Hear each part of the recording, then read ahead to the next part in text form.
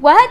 You sold your home for $50,000 above list price? How can that even be possible?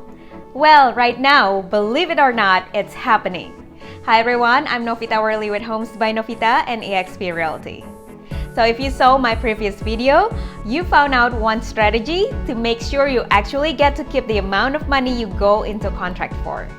There are a few more things to consider when selling your house for significantly more than it's possibly worth or considerably more than the neighbors have recently sold for. The first will be to see if the buyer would be willing to remove the appraisal contingency altogether.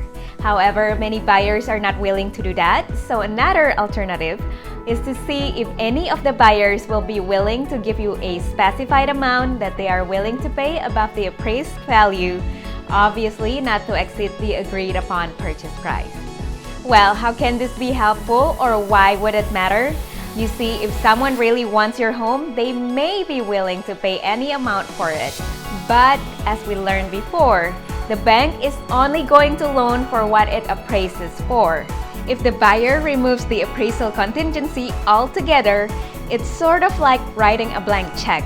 They can't be certain to what the home will appraise for, so they have no idea what the difference is and how big of a check they may have to write. So many buyers are afraid to do this. Another option is to have them agree upon a specified amount that they agree to pay over the appraised value if the home does not appraise. Here's an example. Let's just say you agree on a sales price of $600,000. And as a seller, based upon the advice of your agent, knows the home most likely will not appraise at that amount. The first option would be to counter out the appraisal contingency. The second one would be to ask the buyer how much they would be willing to pay over the appraised value. So let's say the buyer says they are willing to pay $15,000 over the appraised value. If the home only appraised at $580,000, that means they would be willing to pay $595,000 for the home.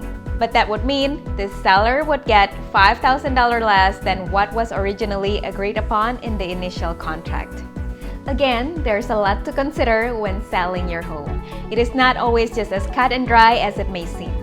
So what's the answer? How do you protect yourself?